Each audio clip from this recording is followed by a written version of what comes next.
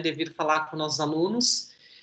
Vou te dar a palavra, né, para começar a falar, e a gente vai meio conversando, né? Se os alunos quiserem fazer perguntas, tá? Podem reservar para o final. Vou fazer assim, eu vou fazer meio que uma mediação.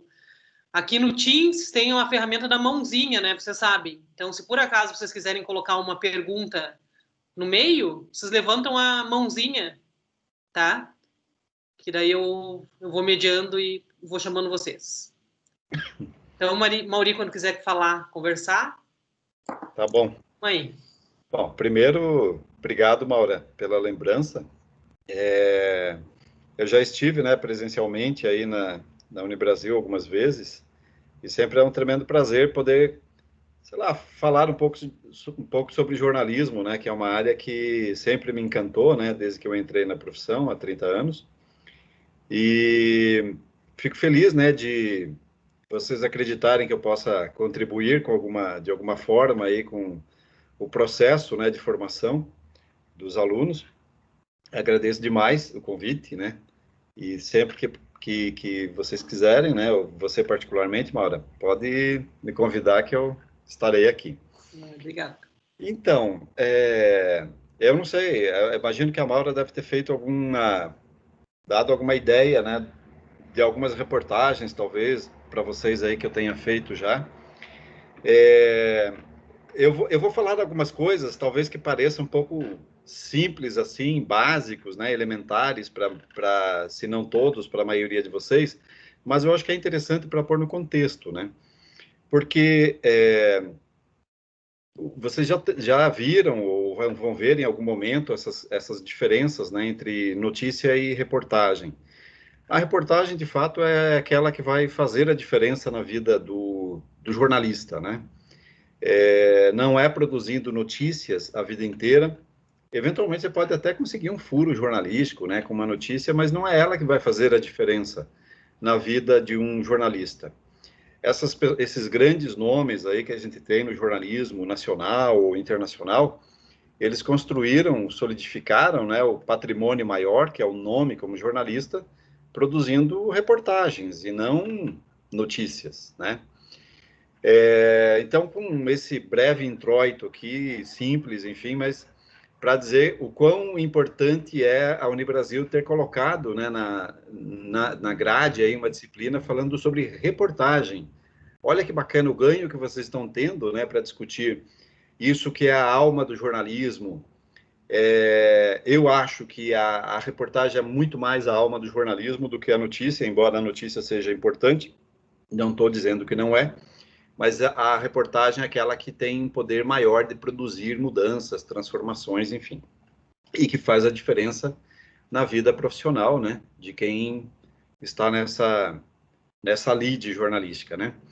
Então, eu costumo dizer o seguinte, é impossível você fazer uma reportagem sem um planejamento. Você precisa ter um planejamento no início. O planejamento começa da coisa mais elementar que você possa pensar, que é sintetizar a tua ideia, da tua reportagem num título curto, que ali você consegue ter uma ideia central do que é o teu trabalho. Sintetizar ali em 2, 3 palavras. Mas é importante você definir também qual que é o objetivo, o que você pretende com esse trabalho.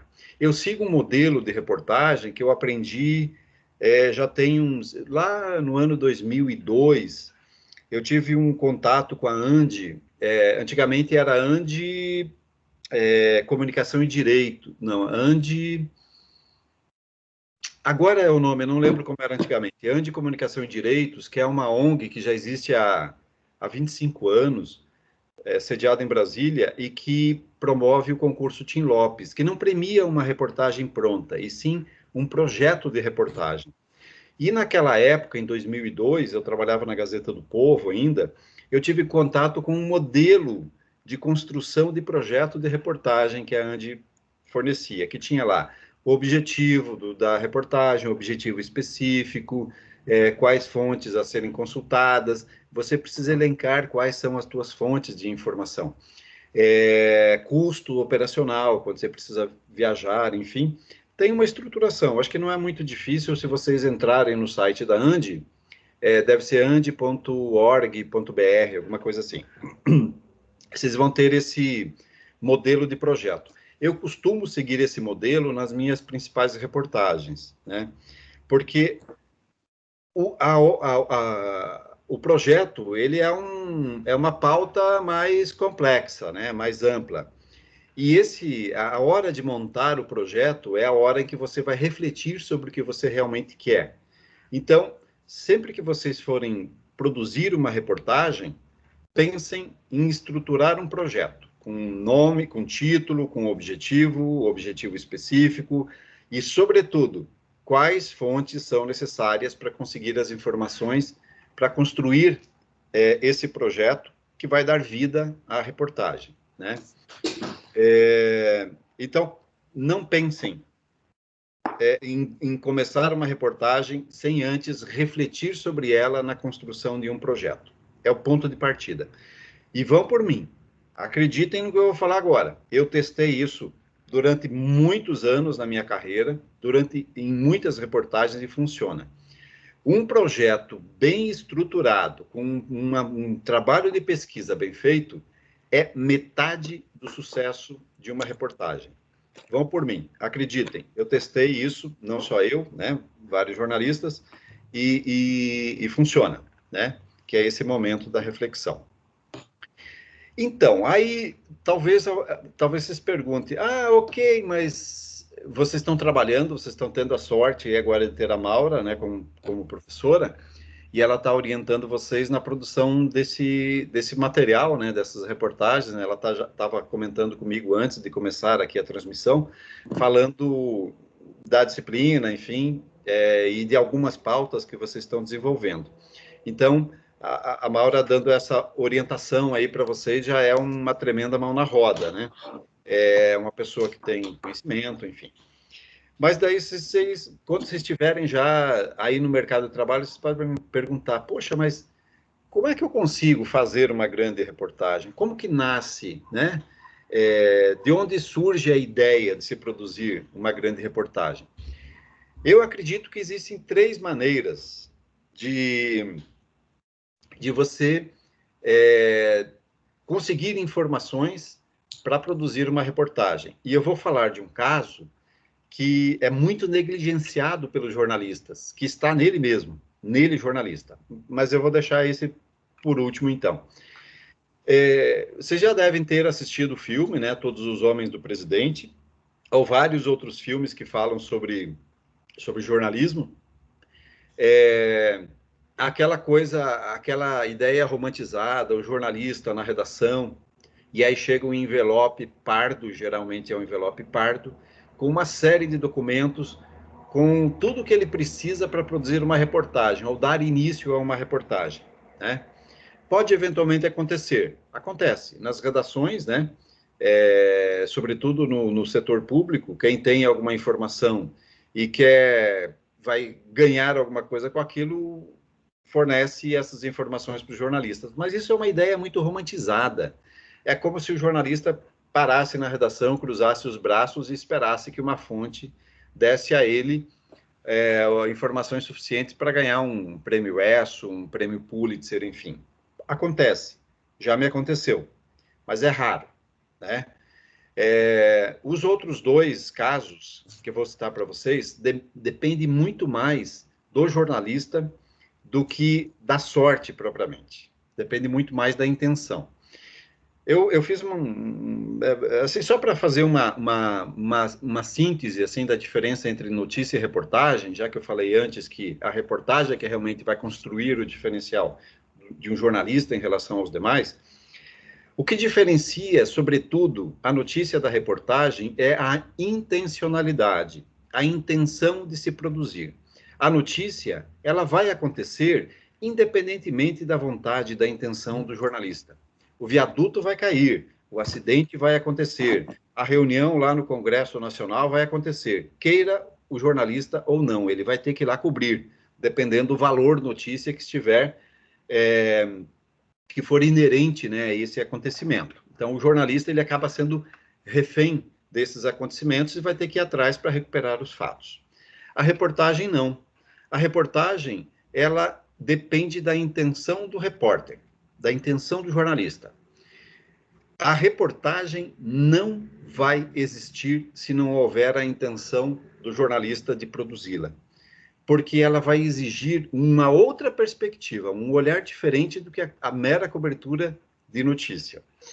Porque demanda mais tempo de produção, demanda mais fontes de informação, demanda um olhar que vai para além do acontecimento em si. Você tem que buscar as causas e consequências daquele acontecimento. Para isso, você tem que planejar. E você tem que ter, antes de planejar, a intenção de produzir essa reportagem e planejar essa apuração. Então, dito isso, aí tem o caso lá que eu falei para vocês, que você está na redação e recebe um envelope pardo com todos os documentos, ou pelo menos para dar o pontapé inicial para produzir uma reportagem. Não dependeu de você, aconteceu, como as notícias. Mas existem outras duas situações em que você pode produzir uma reportagem, mas aí depende muito mais da tua intenção. Pode ser, por exemplo, que você percebe que há um determinado fenômeno na sociedade e que as pessoas não estão falando sobre aquilo. Agora, por exemplo, a Maura estava me falando, desculpa, eu esqueci o nome de quem está produzindo a reportagem sobre o trap, né? O trap. A Ingrid. Então, olha só, eu não conheço, eu não sabia da existência desse gênero, novo gênero musical. E aí, assim, eu não lembro quem que está fazendo aí, me fugiu o nome, mas percebeu que existe um vazio de cobertura aí. Existe um movimento cultural em Curitiba e que ninguém sabe. E aí, então, ela percebeu isso e que há um vazio de cobertura na imprensa e pronto, está lá, está produzindo uma matéria. Imagino que produziu um projeto, né, de reportagem, um planejamento. E aí, essa percepção de que há coisas acontecendo na sociedade e que a imprensa não está cobrindo. Aí você vai lá, desenvolve um projeto e leva adiante. Eu, por exemplo, eu percorri toda a fronteira brasileira, do Oiapoque ao Chuí, e depois toda a costa brasileira, do Rio Grande do Sul até o Ceará, cobrindo uma temática que, a meu ver, na época, tinha pouca atenção da imprensa, que era, no caso das fronteiras, o tráfico de pessoas, sobretudo crianças e adolescentes, para fins de exploração sexual comercial. Eu via pouco disso na imprensa brasileira. Então, eu desenvolvi um projeto com um planejamento de custos, tempo de viagem, tempo de produção, fontes a serem ouvidas, quais os objetivos, objetivo específico do trabalho, e fui a campo, né? Porque era algo que não se via na imprensa brasileira, essa temática. E depois, na costa brasileira, a mesma coisa, derivou um outro projeto complementar, e daí que circundou o Brasil inteiro. Então, essa outra forma de produzir uma grande reportagem é a percepção, a sagacidade do jornalista de ver que tem coisas importantes acontecendo na sociedade e que ninguém está falando sobre aquilo, que nenhum jornalista está cobrindo. Aí desenvolve um projeto e corre atrás, como é esse caso do trap. Se há um movimento, tem muitas pessoas envolvidas. Vale alguma coisa como reportagem, porque é de interesse, se não de toda a sociedade, pelo menos de alguns grupos da sociedade, né? Então, falei do envelope pardo, né, que chega lá para a redação, essa percepção do repórter de identificar vazios de cobertura, desenvolver um projeto e ir atrás. E tem um outro caso, um outro exemplo, que é muito negligenciado pelos jornalistas e que pode ser fruto de grandes reportagens, que é a percepção do repórter, o olhar diferenciado. Talvez vocês já tenham lido, né? O Pierre Bourdieu, ele dizia que o jornalista tem um óculos especial. Aí há uma dupla interpretação, a meu ver, né, dessa expressão do Bourdieu, e uma das interpretações possíveis é que esse óculos que nós jornalistas usamos, o Nelson Traquina falou depois também desse óculos aí, esse óculos nos dá um poder de ver coisas que outras pessoas que não são jornalistas não conseguem ver. Porque a gente vai treinando, nós jornalistas, com o tempo a gente vai treinando o nosso olhar para ver coisas e identificar com uma leitura diferente do que as outras pessoas fazem, né, dos acontecimentos. Então, quando a gente tem esse óculos especial, né, de jornalistas, aí a gente precisa usar esse óculos a todo momento. Porque quando você identifica, teve uma vez, por exemplo, deixa eu usar um caso concreto. Eu gosto muito de usar exemplos, né? Porque daí mostra como na prática funciona o exemplo. Foi em 2000 e... Ai, caramba, eu não lembro agora. Foi numa época de eleição estadual no Paraná, 2010, talvez, alguma coisa assim. O fotógrafo Daniel Castellano, que é um grande fotógrafo aqui, ele trabalhava comigo na Gazeta do Povo na época. Ele acho que está trabalhando na prefeitura agora, faz fotos espetaculares. Ele chegou um dia na redação para mim, na redação da Gazeta do Povo, falou: Mauri, ele sabe o meu perfil, né? Sabia o meu perfil como jornalista, de tratar temas, questões sociais, direitos humanos, enfim. E ele chegou na redação e falou: Mauri, tem uma cena muito bacana embaixo do viaduto Colorado, ou Capanema. Acho que talvez eu troque o nome. Ali, aquele perto da roda ferroviária, aqui em Curitiba. O Capanema, acho. O Capanema, né? Isso, viaduto Capanema. Ela tem um negócio interessante lá, tem um pessoal morando lá embaixo do viaduto, eles pegaram lá uns restos de material de campanha, aquelas placas, né? Aqueles banners que colocavam nas esquinas e placas, enfim, e montaram lá umas cabaninhas lá para morar embaixo do viaduto Capanema. Ali onde tinha um prédio que estava meio largado, depois terminaram e tal. Bem ali, um prédio alto. Aí fomos lá. Falei, opa, vamos lá. Corremos para lá e encontramos algumas pessoas que os caras usaram restos de material de campanha dos 3 principais candidatos ao governo do estado à época. Roberto Requião, Gleisi Hoffmann e o Beto Richa. Estava ali. Aliás, Ratinho Júnior, se eu não me engano. Eram três candidatos. Eu acho que talvez no lugar da Gleisi estava o Ratinho. Eu não lembro exatamente agora quais. O importa aqui é o exemplo, né? E daí fomos lá, e daí eu fui olhando ali, tinha os 3 principais candidatos da corrida eleitoral ao governo do estado, estavam naquela cabaninha que o cara improvisou, com material de campanha. Sobras, né, do material de campanha. Rendeu uma baita matéria, com essa perspectiva. Porque o problema de habitação no Brasil, ele já é antigo, e ele perdura hoje ainda, né? Eu estava vendo o noticiário hoje, meio-dia, que teve dezenas de famílias que foram despejadas de uma área que eles ocuparam aí na região de Curitiba. Então, o problema de habitação é antigo. E daí, essa reportagem me permitiu dizer que, diante desse grave problema habitacional, de déficit habitacional no Brasil, os 3 candidatos, acho que era Requião, Ratinho Júnior e Beto Richa, enfim, me permito dizer que são os 3, não tenho certeza se um ou outro era Gleisi Hoffmann e tal, se encontraram num casebre embaixo do viaduto do Capanema, que era o lar lá do personagem da matéria, a gente entrevistou, não vou lembrar o nome dele agora. E rendeu uma matéria muito legal, com algumas figuras de linguagem, algumas analogias, metáforas, né? Ficou um texto muito, muito legal, muito interessante. E essa pauta surgiu da percepção do fotógrafo. O fotógrafo passou e viu algo inusitado, diferente, e ele percebe, com esse óculos, né, dos jornalistas, que o Bourdieu fala, e veio me falar. Como ele não tem habilidade com a escrita, mas sim com a foto, ele procurou alguém com quem ele se identificava, né? Nessa temática, e fizemos.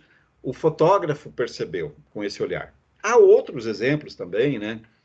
De matérias que eu fiz só com essa percepção de identificar algo diferente e produzir matérias, algumas até premiadas aí, mas é algo que é negligenciado por grande parte dos jornalistas.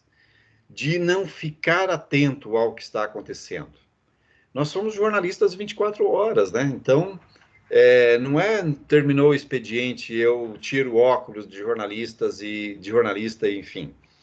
Então, eu queria só pontuar essas três maneiras, né? Três formas de se conseguir ideias para grandes reportagens, que é essa, quando chega na redação, a partir de uma fonte de informação, que da identificação de um vazio de cobertura de um tema importante e da percepção do olhar do jornalista aguçado para coisas diferentes na paisagem.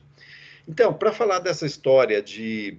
E aí, assim, com o tempo, você vai estabelecendo relações de confiança com fontes de informação. E me aconteceu uma vez, eu fui procurado por uma fonte, né? Era um policial aposentado. Eu já o conhecia fazia mais de 10 anos em outra cidade. E lá em Foz do Iguaçu, onde eu comecei a minha carreira profissional, ele era policial lá e 10, 12 anos depois ele me procurou, eu na redação da Gazeta do Povo, para me passar umas informações e uns documentos sobre desvios de dinheiro no comando da Polícia Civil e da Polícia Militar do Paraná. Então, aí, nesse caso, é um exemplo de como a fonte procurou o jornalista, né? Alguém em quem essa fonte confiava para passar os documentos, a confiança de que, sabendo que esse jornalista não iria identificá-lo, né? Não iria dedurá-lo, né? Dizer quem foi que passou a informação, e também que seria capaz de produzir uma grande reportagem com aqueles documentos. Então, assim, são essas três formas, né, que eu acredito que são mais comuns, né, para a gente não ficar de produzir reportagem, para não ficarmos presos às pautas que não são nossas. É melhor você se pautar do que ser pautado, né? Se você vai para a redação com aquele espírito, aquela obrigação apenas de cobrir as coisas factuais do dia a dia, e chega na redação e espera ser pautado pelo editor, pelo produtor, né, o pauteiro, ou por outros colegas, você vai sempre pegar as piores pautas possíveis, né? Não, claro, quando você tiver já construído o nome na profissão, dependendo da pauta, vão acabar passando para você, se for uma pauta importante, né? Mas geralmente são as piores pautas. Por isso, prefira se pautar. Encontre você mesmo as suas pautas, né? E vai desenvolvendo. Aí, uma grande questão hoje que se põe, né? A gente tem aí a notícia agora, bem recente, de que a Gazeta do Povo, que já foi, não sei se é ainda, né, mas já foi o principal jornal do Paraná, talvez ainda seja, né, pelo lastro histórico, né, de 100 anos, talvez ainda seja, né, o principal jornal do Paraná. Mas a gente teve a notícia recente de que a Gazeta do Povo só vai ter trabalho remoto, não vai existir mais a redação, como eu vivi. Eu trabalhei 12 anos e 8 meses na Gazeta do Povo. E grande parte desse tempo, acho que uns 11 anos, 12 anos pelo menos, foi na redação aqui em Curitiba, né? Ali esse espaço de interação, de troca de ideias, isso não vai mais existir, pelo menos na Gazeta do Povo não. E acredito que isso possa ser uma tendência para outros jornais em outros lugares do Brasil também. Então, esse distanciamento, ele vai impor perdas, né, para o jornalismo. Aí é importante que vocês já tenham esse cenário em vista para quando entrarem no mercado de trabalho, né? Talvez para vocês isso seja super natural. Para mim é um pouco complexo de compreender porque eu sou um jornalista muito analógico ainda, né? Quando eu comecei no jornalismo e que eu era correspondente do jornal Estado de São Paulo na Tríplice Fronteira, lá em Foz, eu ainda tinha que escrever a minha matéria no papel e daí ligar num orelhão para uma equipe lá em São Paulo. Eu ditava a matéria, eles redigiam lá e depois saía no jornal no dia seguinte ou era distribuído na Agência Estado. Então, para vocês terem uma ideia de como era antes, está sendo agora. Então, eu tenho uma dificuldade de aceitar que as redações, talvez um dia, como eu conheci, não existam mais, porque há essa perda de de espaço de interação. Eu interagia direto com os colegas, trocava ideias, dava ideias, enfim, e isso é um acréscimo muito grande para o trabalho que a gente está fazendo, porque a gente incorpora a visão de outras pessoas para aquilo que nós estamos fazendo, para não ser só a nossa visão única sobre aquilo que estamos tratando numa reportagem. Mas, enfim, vocês vão entrar já no mercado de trabalho nesse cenário novo. Então, para vocês vai ser mais fácil de se adaptar do que para mim, de me readaptar, né? Mas o que eu quero dizer com isso é o seguinte, não, assim como prefiram sempre se pautar do que ser pautado, cada vez mais vai ser um desafio produzir reportagem, não só no Brasil, no mundo. Porque assim como as empresas de comunicação, elas estão extinguindo a redação, como a Gazeta já fez, e pode ser que seja uma tendência, a gente não sabe ainda afirmar isso, pode ser que seja, também está reduzindo o investimento em reportagens, né? A Gazeta fez uma preferência, né, agora, reduzindo o custo de produção de reportagem para pagar colunistas para emitir opinião, que tem lá seu valor, mas eu acho que é muito mais barato para as empresas de comunicação pagar colunistas para opinar sobre acontecimentos do que pagar jornalistas para ficar dias, semanas, às vezes meses, numa grande investigação. Então é mais econômico para as empresas. E porque as empresas estão contendo gastos, porque as receitas publicitárias estão diluídas, né? Agora nós temos uma concorrência muito mais ampla. Antes eram só os jornais no seu quadradinho, as rádios no seu e as TVs. Agora não, está bem difuso. Tem vários espaços, né? Os tais nativos digitais, né? Que são esses jornais digitais que estão concorrendo com o espaço publicitário. Então, a perda de publicidade dessa mídia tradicional vai fazer com que essa mídia tradicional reduza os investimentos em produção de reportagem. E como que a gente consegue, então, superar isso? Veja, me permitam usar um exemplo meu, que talvez possa ser adaptado a um novo cenário de agora, né? E eu estou repetindo isso nesse exato momento. Eu estou produzindo uma grande reportagem para o Intercept Brasil, mas eu estou, além daquilo que o Intercept me contratou para produzir, eu estou investindo um capital meu particular, capital de tempo, capital de recursos, para produzir um outro material que vai além daquele que o Intercept me pediu. Que é algo que eu fiz lá no início da carreira, que talvez pode servir como uma ideia, talvez, para vocês usarem em algum momento ao longo da vida. Pois bem, eu comecei no jornalismo em 1990, 91, e aí eu já tinha uma certa habilidade com a escrita, porque a minha primeira graduação foi letras, então tinha que escrever bastante, etc. e tal, então tinha uma certa habilidade com a escrita. E aí eu ingressei no jornalismo, né? Trabalhando no jornal semanário em Foz. Fiquei um tempo ali nesse jornal, depois fui para a Folha de Londrina, enfim, trabalhei em outros jornais, fui correspondente lá do jornal Estado de São Paulo. Eu produzia algumas matérias um pouco mais longas, mas não era nada assim muito investigativo. A minha primeira reportagem investigativa eu publiquei no jornal O Estado do Paraná, que já não existe mais, né? Deixou de circular há muitos e muitos anos já, que era do extinto grupo Paulo Pimentel, que foi vendido para o que é a Rede Massa agora, né? Eles venderam a TV, né? Mas o jornal já tinha sido comprado antes pelo GRPcom, mas não para circular, só compraram a marca. Então, eu trabalhava lá em Foz do Iguaçu e eu tinha aquela rotina massacrante do dia a dia. Eu tinha que produzir 4, 5, 6, às vezes 7 matérias por dia, tinha que cobrir toda a região de fronteira lá. O que acontecia na época trabalhávamos eu e uma jornalista lá na redação. Então não tinha tempo para investigar.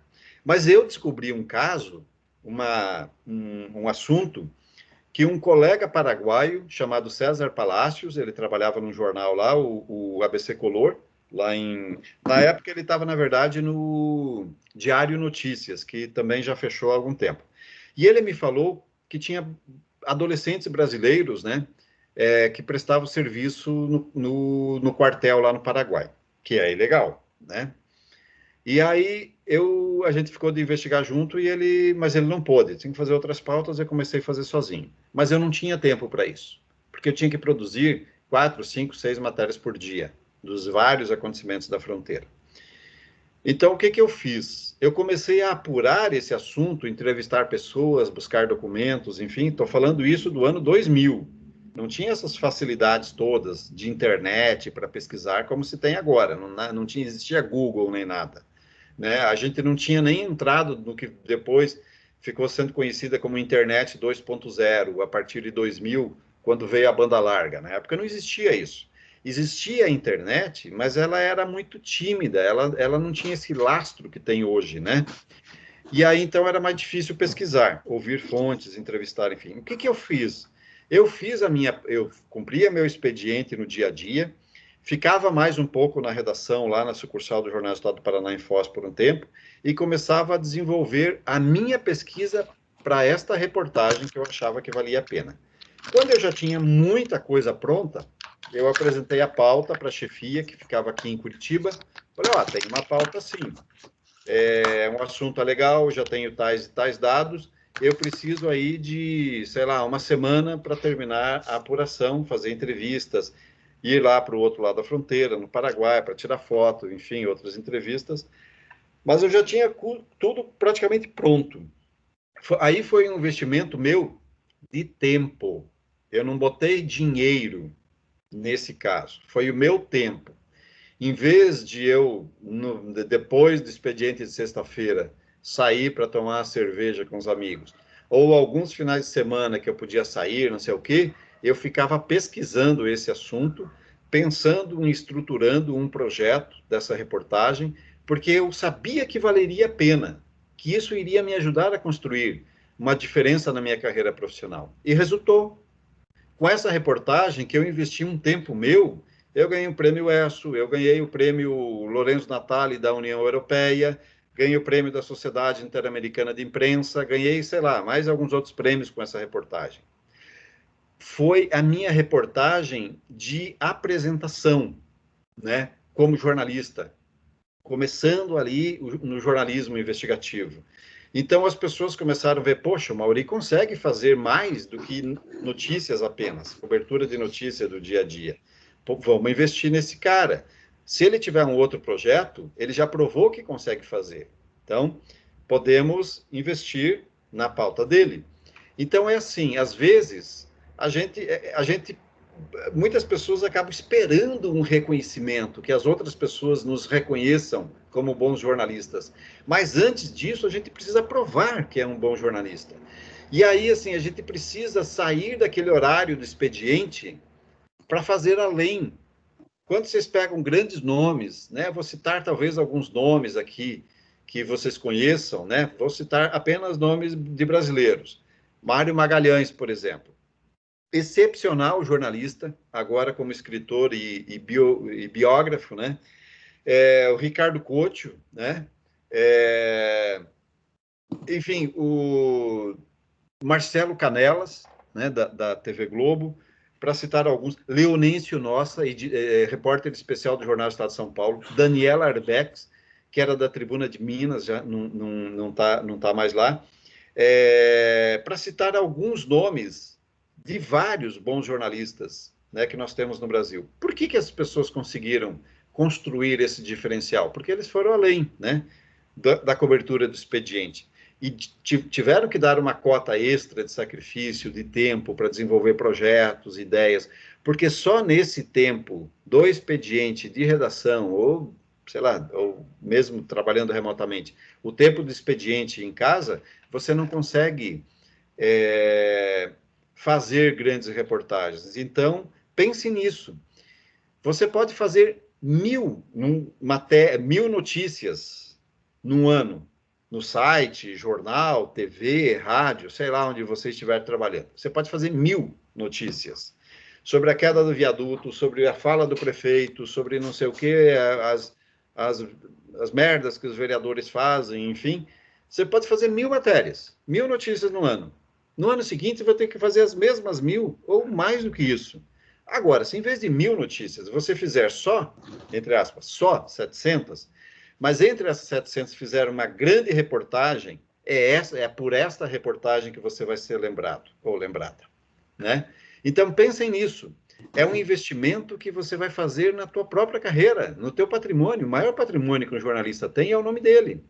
A Maura me chamou para falar aqui com vocês porque ela acredita que eu posso ter alguma coisa, né, para contribuir, né, com vocês, com alguma fala. Porque ela conhece um pouco da minha história, né, como jornalista, e ela, né, então, se eu tivesse feito, nesses 30 anos de jornalismo, só a cobertura de notícia, aquele rame-rame diário, eu não estaria aqui falando com vocês. A Maura não teria me convidado, porque não identificaria em mim um jornalista capaz de falar para vocês sobre reportagem, né? Então é assim, há uma embora o mercado jornalístico, né, as redações estejam se retraindo, né, estejam encolhendo cada vez mais, mas sempre vai ter espaço para bons jornalistas.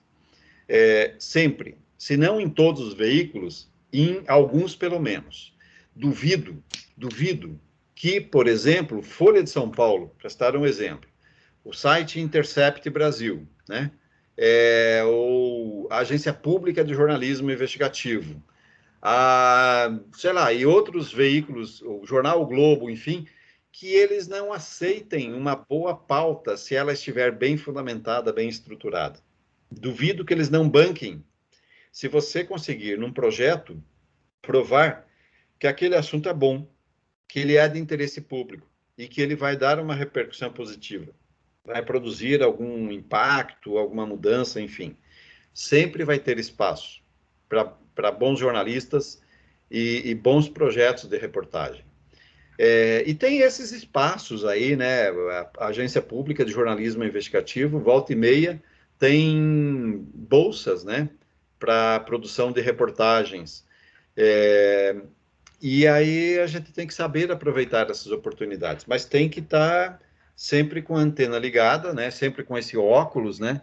Esse óculos especial que o Bourdieu fala, para tentar identificar sempre aquilo que está acontecendo de diferente, que pode ser de interesse numa reportagem.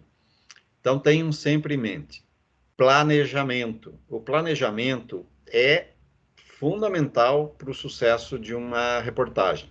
Porque se você não planejar, o momento do planejamento é o momento que você vai refletir o que você quer com aquela pauta. Ah, eu quero isso. Então, mas para conseguir isso, eu preciso seguir tais e tais métodos de apuração. Nós temos, basicamente, no jornalismo, 2 tipos de pesquisa, né? A pesquisa quantitativa e a pesquisa qualitativa.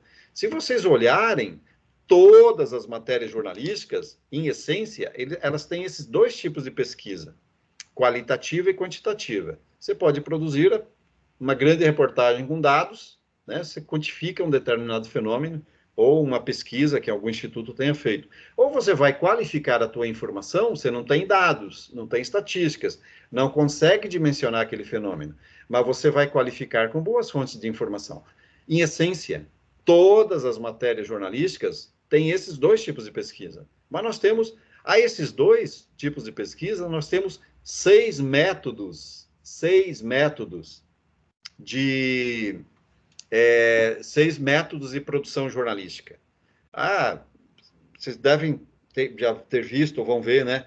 Que é a observação direta, a observação indireta, a observação direta participativa, a coleta, né? Coleta de dados, que está mais à mão, o levantamento, que é algo muito mais complexo, exige um conhecimento maior de jornalista, e tem a análise, né? Uma reportagem mais analítica, que pode surgir a partir de uma coleta de dados, que é mais simples, né? Ou de um levantamento de dados, que é mais complexo, quando você vai descobrir coisas novas ou cruzar várias informações para gerar uma outra informação. Então, aí você tem que, nesse teu planejamento de cobertura, você tem que ver qual que é esse método que melhor vai se adequar. Eu preciso fazer uma observação direta, Ah, eu estou fazendo sobre um determinado fenômeno que acontece com um determinado grupo social. Eu vou lá, vou fazer uma observação em campo, direta, né? Sem que ninguém me relate o que acontece. Eu vou e vejo o que está acontecendo. Ah, mas eu tenho que mergulhar, tenho que fazer uma imersão naquele grupo para entender melhor. Ok, vou fazer uma observação direta, participante ou participativa, a mesma coisa, que aí eu posso fazer essa imersão identificada, as pessoas sabem, né, que eu sou jornalista e que estou ali pesquisando o comportamento deles, ou faço uma infiltração. Quando eu me infiltro, ninguém sabe que eu sou jornalista, e aí eu observo, tem uma pureza de observação. Porque se as pessoas sabem que estão sendo observadas por um jornalista, elas sabem que vão ser objeto de uma reportagem, né? Então elas vão mudar determinados comportamentos. Todo mundo quer sair bem na fita, né? Então as pessoas já vão, né, se controlar, não vão enfiar o dedo no nariz, não vão sei lá o quê, né? Não vão falar palavrão, enfim, né? Agora, se você se infiltra e ninguém sabe que você é jornalista, elas vão agir como sempre agiram. E aí você consegue ter essa pureza, essa enfim, a informação mais pura, né? Sem maquiagem, né? Na observação direta participativa. Mas aí você vai ter que ver, nesse teu trabalho de investigação para reportagem, ou melhor, de planejamento da tua reportagem, você tem que ver qual que é o método que, nesse caso eu vou precisar, só observar já basta. Ou, eu preciso me infiltrar, porque senão as pessoas, se eu disser que sou jornalista, as pessoas vão mudar o comportamento. Você precisa prever isso também no teu planejamento. Assim como você precisa prever, sabendo o que você quer, qual que é o teu objetivo. O meu objetivo é mostrar que o prefeito realmente ele desvia o dinheiro da merenda das criancinhas. Beleza. Qual o método que eu vou usar? Uma simples coleta de dados? Não basta, porque as informações não vão estar disponíveis aí em qualquer lugar só para eu ir lá e coletar, pegar. Eu vou ter que fazer um levantamento mais complexo. Então, qual o levantamento você precisa? Vou ter que entrar no portal Transparência da Prefeitura, ver todos os lançamentos, eu vou precisar ver na Câmara de Vereadores quantas investigações já tem contra esse prefeito para mostrar o histórico, que ele já não é boa coisa. Eu vou ter que identificar quem melhor vai falar sobre as tretas do prefeito, se não os vereadores de oposição. Então, coloco lá quais são os vereadores de oposição e são minhas fontes a serem consultadas. Tudo isso tem que constar no projeto. Não dá para você sair de alegre. Vou fazer uma reportagem, mostrar que o prefeito. Né? Você tem que pensar no método de investigação dentro de um planejamento, com o objetivo. Quanto tempo? Você também precisa saber quanto tempo você vai levar, né? Porque se você trabalha num determinado veículo de imprensa, ou se você quer desenvolver um projeto para alguém bancar esse projeto, que como freelancer, por exemplo, a pessoa que vai bancar a brincadeira toda vai querer saber, quanto vai custar. Então, você tem que fazer um planejamento de custo, né? Se precisar viajar, por exemplo, fazer cópia de documentos, etc. e tal. E quanto tempo vai levar para produzir isso? Você precisa ter um início, um ponto de partida e um ponto final. Quanto tempo você prevê que vai... quanto tempo você precisa, né, para fazer essa investigação? Isso tem que ser previsto no projeto também, porque não dá para você começar sem ter um prazo para terminar, né? Até para você se estabelecer prazos, você e produz com assim uma tarefa, né? Primeira semana ou primeiro dia vou conseguir tal e tal informação, ligar com tal pessoa. Segundo dia vou fazer tal e tal pesquisa, entrevistar tal pessoa. Criar etapas de produção do trabalho para você, ao longo, né, de um tempo, você perceber que você teve que pular alguma etapa porque não conseguiu aquela informação, você avalia, você vai ter que voltar, enfim, para ter todas as provas daquilo que você vai dizer na tua reportagem. Então, a minha dica de ouro para vocês é planejamento. Planejem, vale a pena, né? Ali vocês, para não ser pego de calça curta depois, lá no final, na hora de publicar a matéria, você sacou, puxa vida, não falamos não falamos com tal e tal fonte, né? E aí você tem que saber o momento certo também de falar com tal fonte. Eu coordenei uma investigação uma vez na Gazeta do Povo para uma reportagem chamada Polícia Fora da Lei. Eu fiquei 5 meses trabalhando nessa reportagem. Aí eu montei uma equipe que ficou 3 desses 5 meses, essa equipe ficou 3 meses trabalhando comigo. Fotógrafo Alberi Rosa e dois repórteres, o Felipe Aníbal e o Diego Ribeiro. Então, que surgiu a partir de uma fonte de informação que eu tinha dito antes, que era uma fonte bem antiga, me trouxe alguns documentos e produzimos. Pois então, essa reportagem ela foi super planejada, porque foram 5 meses de investigação. Imagina, eu tinha que estabelecer um prazo. Meu prazo era de 3 meses, mas eu tive que me exceder porque a pauta foi crescendo de uma maneira absurda durante a investigação. Surgiram coisas que eu não imaginava e a gente abriu uma segunda frente de investigação, que daí foram 2 semanas seguidas, ininterruptas, de publicação na versão impressa ainda da Gazeta, 2 semanas ininterruptas, todos os dias, uma matéria de página inteira, falando sobre esse assunto que a gente está investigando, que é de desvio de recursos públicos, né, no comando da Polícia Civil e Polícia Militar do Paraná. Então, nesse caso, a gente foi uma questão estratégica de distribuir quando ouvir determinadas fontes. A gente deixou para falar com o delegado geral da Polícia Civil, na época, o Marcos Vinícius Michelotto, 3, 4 dias antes de sair o material. Por que isso? Se falássemos com ele antes, pronto, ele ia fechar todas as portas possíveis, já ia ligar todas as sirenes possíveis lá na Polícia Civil e na Polícia Militar, alertando que uma equipe da Gazeta do Povo estava investigando desvios na Polícia Civil e também na Polícia Militar. Então, para não alertar, a gente deixou para o final. Mas fomos falar com ele com tempo suficiente para que ele pudesse responder alguma coisa. Não podemos ser injustos também de chegar e falar com a pessoa meia hora antes de publicar o material. Não dá, né? Aí seria desonesto. Então tem que falar com um tempo que não alerte. O material estava todo pronto já. Tudo pronto. A gente só daí fomos ouvir, porque daí ele não teria como barrar nenhum tipo, ou atrapalhar nenhum tipo de investigação da gente. Então tem que ter estratégias também na hora de você planejar a tua cobertura.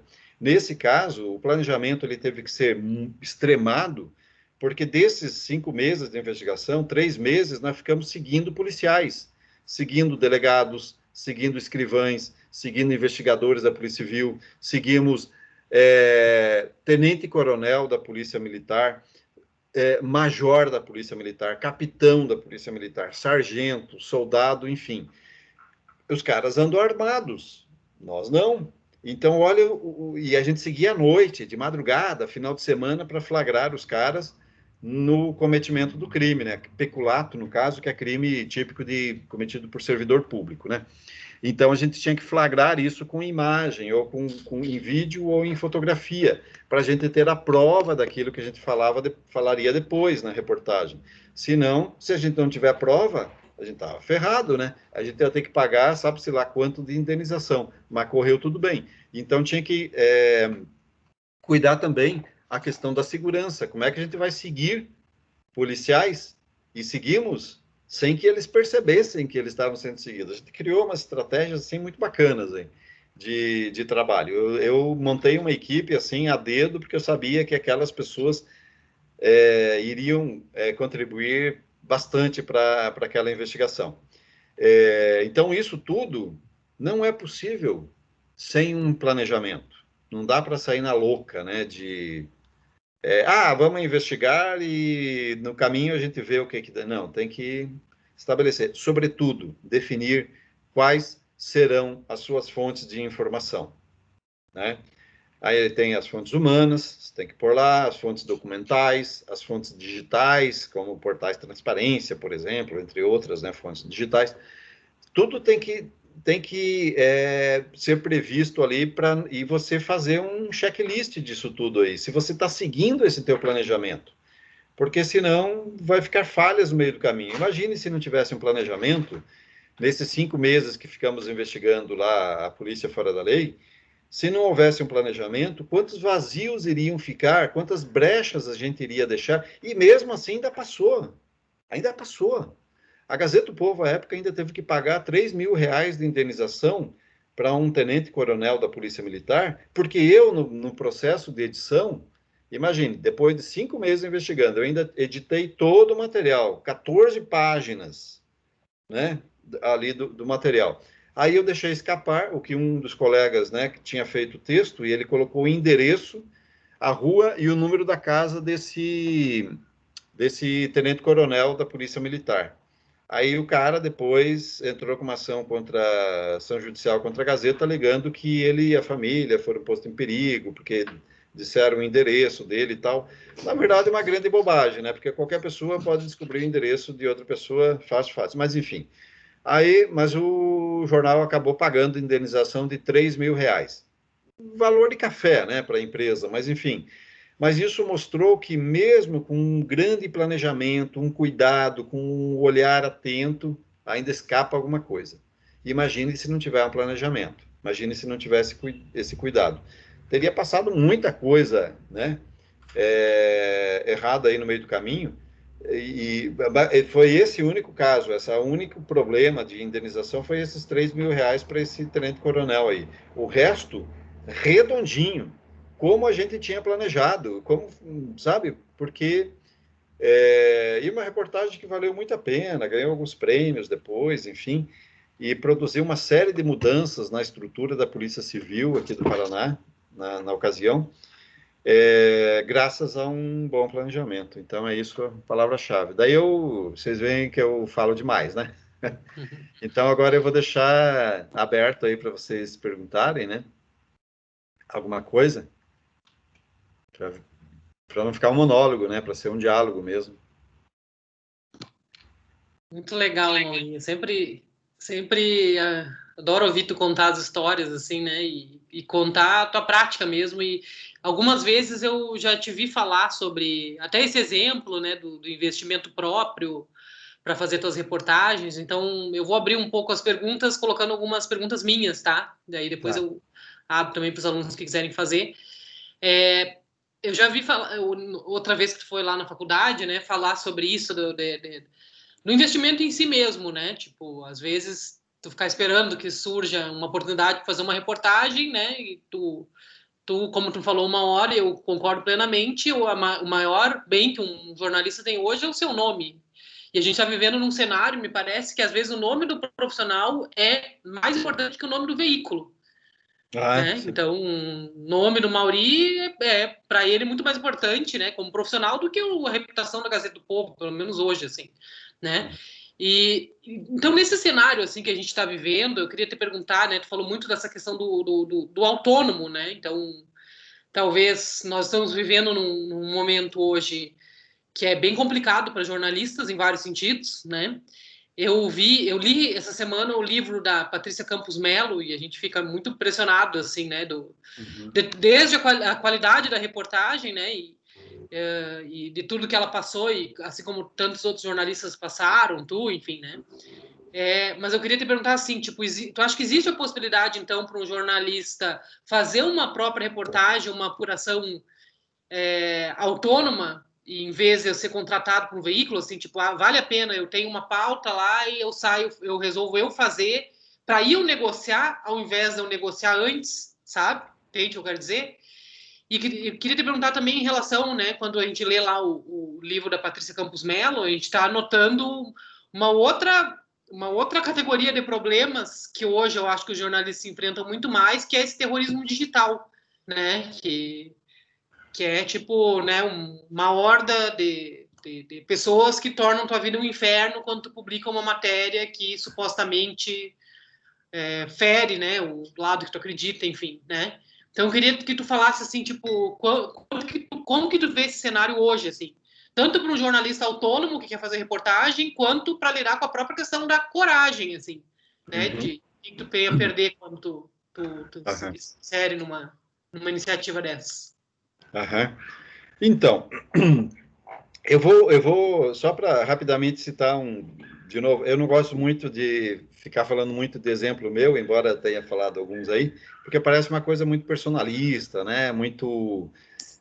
Parece muito cabutinismo, né? Ficar falando de si mesmo. Mas quem eu melhor conheço sou eu, né? Como jornalista, com método e tal. Então, eu agora em abril eu ajudei a produzir um documentário que saiu em abril agora para a Vice Brasil. E, infelizmente, no dia em que saiu, foi ao ar esse documentário, foi o dia em que a Vice Brasil anunciou que estava encerrando as operações no Brasil. Uma pena. Um Uhum. veículo de comunicação importante que a gente perde, mas enfim. Então, a Vice Brasil me convidou para ajudar a produzir esse documentário longo, 40 minutos, ficou muito legal. Sim, muito.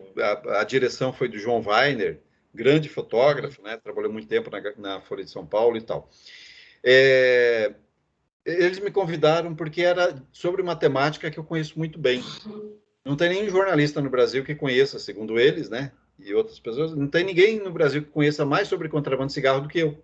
Porque eu já cobri Uhum. tanto isso, já fiz tanta reportagem investigativa, premiadas internacionalmente, que eles me chamaram para isso.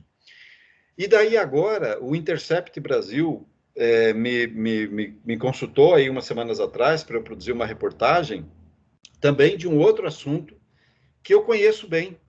E aí eles têm no radar. Então, quando você constrói ao longo do tempo a tua identidade como jornalista, vinculado a determinados assuntos, a determinados temas, é natural que as pessoas lembrem de você quando precisarem fazer alguma coisa. Eu sei também que vocês todos estão começando agora no jornalismo, né? Claro, a exceção de Uhum. você, Maura. Então, para construir essa história, vai levar um tempo, né? Mas é importante que vocês tenham isso em mente para sair daquela mediana, né, da média Uhum. 7, queiram sempre mais, né? E aí entra a questão que você, Maura, mencionou. Primeiro, como se autofinanciar, né, para Uhum. um projeto como esse. Então, você não precisa começar, por exemplo, até porque ninguém vai começar fazendo um caso Watergate, né? Vai ficar Uhum. ali, tipo Bob Woodward e Carl Bernstein, ficar 2 anos investigando, mas ali o Washington Post deu as condições e tal. Você não vai ter o conhecimento, né, para seguir o dinheiro e entrevistar as fontes e tal. Então, comece de uma maneira mais módica mesmo, assim, de uma maneira mais simples, talvez, né? Veja, o que que vocês podem fazer? Todos vocês já entraram, são nativos digitais, todos Uhum. vocês. Né? Vocês têm habilidade com questões tecnológicas que para mim é muito difícil. Então, quando eu produzo material que exija muito conhecimento técnico de fotografia, de filmagens ou de banco de dados, eu tenho que pedir socorro para quem saiba para me ajudar.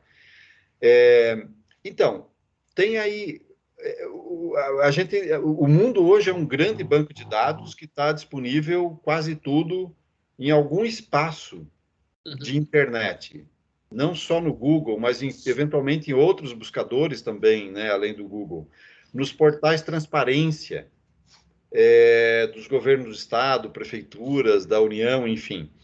Esse é um caminho para o banco de dados. Você pode ir trabalhando em casa, né? É um caminho possível. Ou que daí não exige muito custo, exige um investimento de tempo, né? E não Uhum. tanto de recursos para você viajar, enfim. E aí sempre tem esses espaços que eu mencionei antes, a agência pública, volta e meia, tem é, as bolsas, né, para investigações jornalísticas. E aí, mas o que que eles premiam? O que que a agência pública premia? Projeto, que é aquilo que eu estava falando antes. O projeto mais convincente, mais factível, é aquele que vai ganhar a bolsa. Uhum. Então, eu acho que valeria um treinamento, assim, para vocês, treinem como desenvolver um projeto de reportagem. Eu posso, depois, Mauro, até passar alguns, seguindo aquele modelo que eu falei, projetos meus prontos. Ah, legal, se puder O passar. projeto, não a reportagem, é o projeto. Como eu estruturei o projeto, para vocês terem uma ideia. Outros jornalistas talvez usem outros modelos, né, de projetos, tem outros métodos, né, para fazer, enfim.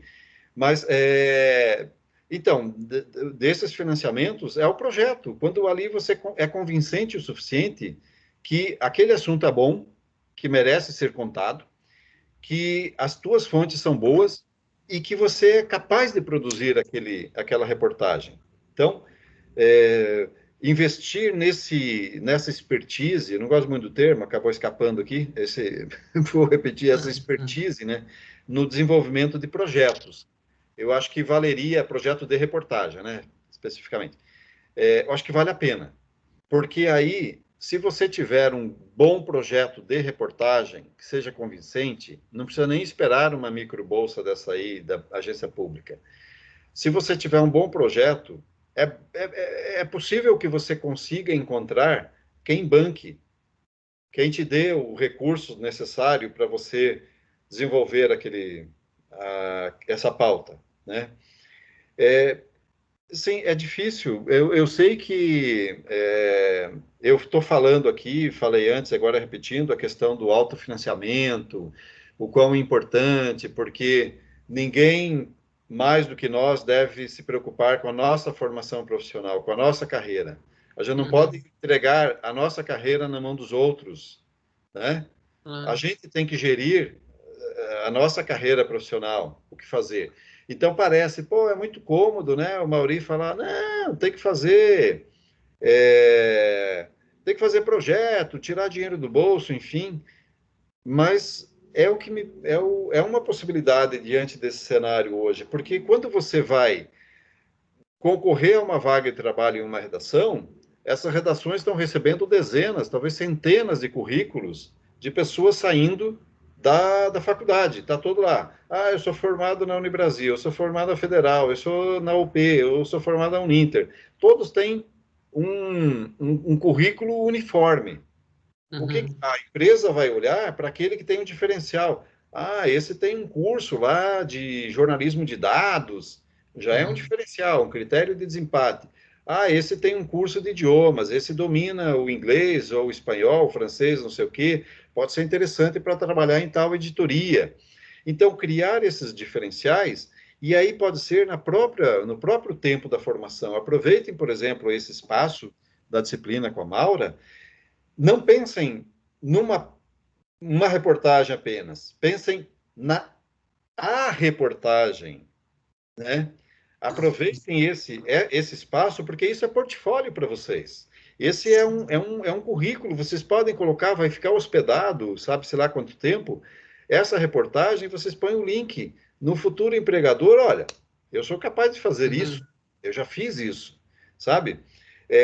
Então, assim, talvez uma reportagem, lembram quando eu falei agora há pouco? Foi uma reportagem, claro, eu lá em Foz do Iguaçu eu já tinha um nome e tal, né, trabalhando nos alguns veículos, mas foi uma reportagem, a primeira grande reportagem investigativa que eu fiz, que abriu as portas, que me fez as pessoas olharem com um olhar diferente para mim e falar, putz, esse cara consegue fazer coisa legal. E foi por causa desse trabalho, principalmente, que depois a Gazeta do Povo me contratou para trabalhar lá na sucursal em Foz do Iguaçu, e daí, meses depois, eu acabei vindo para Curitiba. Enfim. Então, assim, eu acho que buscar alternativas com pautas que sejam possíveis de se realizar, talvez remotamente, em casa mesmo, né? A partir de dados, e daí você tem os dados e busca alguns personagens para dar cor, né? Para humanizar aqueles números, aqueles dados, de uma maneira que não seja muito oneroso. Não pensem que, pô, saí da faculdade e já estou fazendo reportagem investigativa. Não é assim que funciona. A gente precisa ter uma certa experiência e adquirindo, né, esse capital de experiência com o tempo, com a prática cotidiana do jornalismo, para a gente ver o que funciona e não funciona, e aí para a gente A minha primeira reportagem investigativa que eu fiz, eu trabalhava com isso fazia 8, 9 anos. Eu precisei adquirir esse conhecimento com o tempo para depois perceber o que precisava fazer de diferente para ir além dessas coberturas que eu fazia. Mas sempre pensar nessa coisa de fazer para além do que é exigido da gente, e não ficar preso ao tempo, né? A gente Uhum. é que assim, eu não sei o que pensa cada um de vocês, mas até um tempo atrás era muito o trabalho era muito cartesiano, né? O dia tem 24 horas, 8 horas de trabalho, 8 horas não sei do que, 8 horas para dormir, etc e tal. Tá diferente hoje, né? Não só por causa desse trabalho remoto, né? O trabalho em home office, não só por isso, mas é que se a gente ficar preso só nesse tempo, eu acho que a gente precisa dedicar mais tempo àquilo que a gente quer ser como pessoa, né? E como profissional também.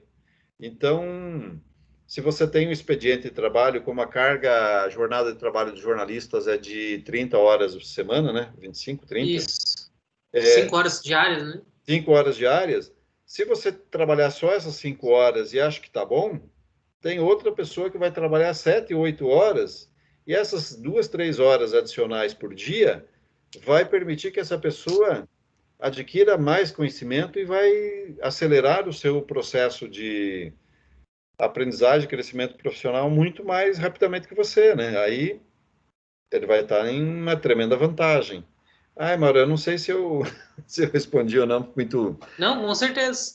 E até eu queria só fazer um parênteses, assim, né? Não sei o que tu acha disso. Semana passada nós analisamos, eu e os alunos, aquela reportagem que faz uns 3 anos que saiu e bombou, assim, no BuzzFeed, não é na Vice. No BuzzFeed, que é aquela do Chico Felitti, sabe? Do Fofão da Augusta.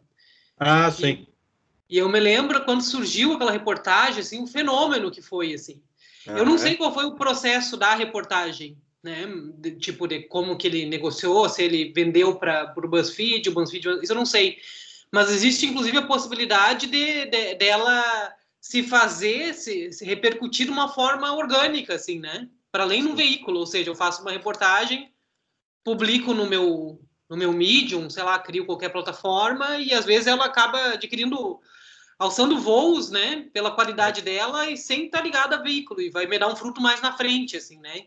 Por Sim, exemplo, exatamente. Chico Felitti me deu a impressão que deu um salto na carreira dele Claro, depois sem daquela dúvida. reportagem, né? Então, aí eu fico pensando, né? Eu até li depois ele falando sobre a matéria. Então, qual foi o investimento dele? Ele não falou sobre isso, mas eu imagino que o investimento financeiro para produzir essa matéria não foi, Grande. foi nada praticamente.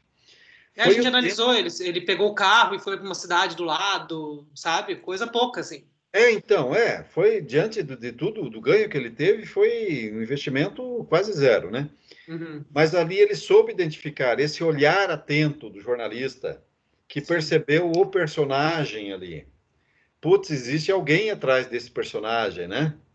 Uhum, É, Então, um investimento baixo para um retorno muito alto.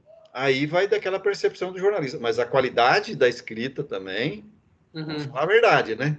sim. É a Então, narrativa, né? a maneira como ele foi construindo a história, a narrativa, a qualidade do texto, isso tudo pesa, né? Porque não Sim. adianta você também ter o melhor sabonete do mundo que tira caspa, evita queda de cabelo, etc e tal, se você não sabe como dizer que ele faz isso tudo, né? Essa Uhum, eficiência toda. Então, a gente tem que pensar também na estética da informação que a gente uhum. vai levar, como que vai ser. E é um investimento bacana. Vocês tem aí disciplinas, né, aulas de jornalismo literário que dá um upgrade, né, na forma da escrita para sair do padrão do lead, etc e tal, imagine uma matéria como aquela, do Fofão, escrita na forma de lead, né? Dentro da pirâmide invertida, não existe, não teria graça nenhuma. E aí, são essas percepções, né, do jornalista, não precisa muito investimento. Você tem personagens interessantes. Tem um amigo meu, Felipe Aníbal, ele está trabalhando agora num órgão institucional aí, mas ele está colaborando com frequência para a revista Piauí. Eu indiquei ele, inclusive, lá, porque na época eu não conseguia, daí eu indiquei ele, tem uns textos, assim, muito legais, Felipe Aníbal. De coisas, de reportagens que ele produz sem sair de casa, só com entrevistas com pessoas, porque ele consegue organizar as ideias, relacionar, pegar umas pautas muito bacanas, às vezes ele é pautado pela revista, às vezes ele sugere pautas, enfim. Ele faz isso simultaneamente em atividade profissional dele, que está em assessoria de imprensa agora, e faz essas reportagens. Então, não é um custo muito alto para se fazer, e é um ganho profissional extraordinário. Né? Sim. E sobre isso que a gente estava conversando da coragem que tem que ter, se precisa. Então, realmente nós estamos em tempos brutos, né? Porque hoje... Mas é assim, eu penso o seguinte... eu já passei alguns perrengues ao longo da vida, tá?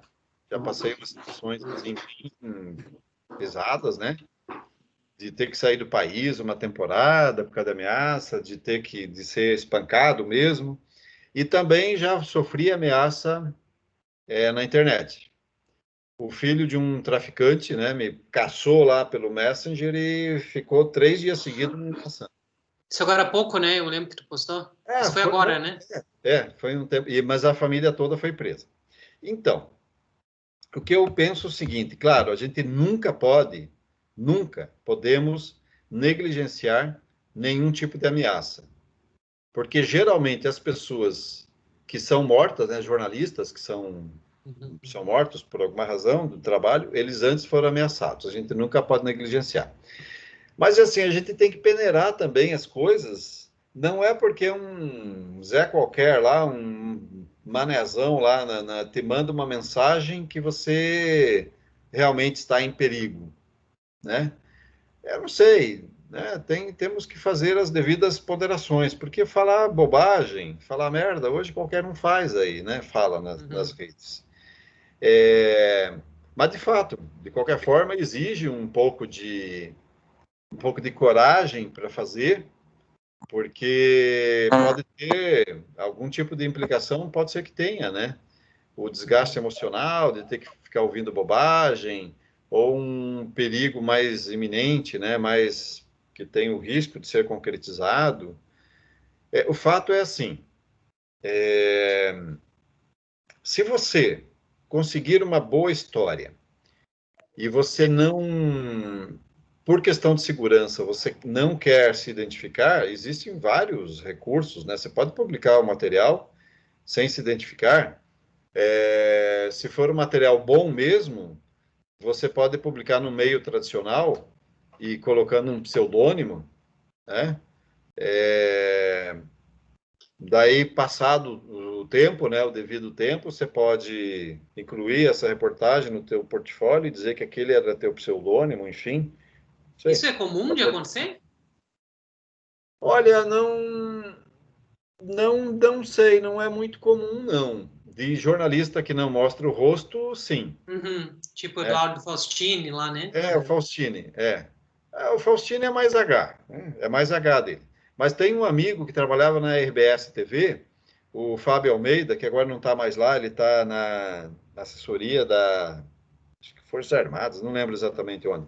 Ele omitia o rosto porque ele realmente ia para o fronte, né?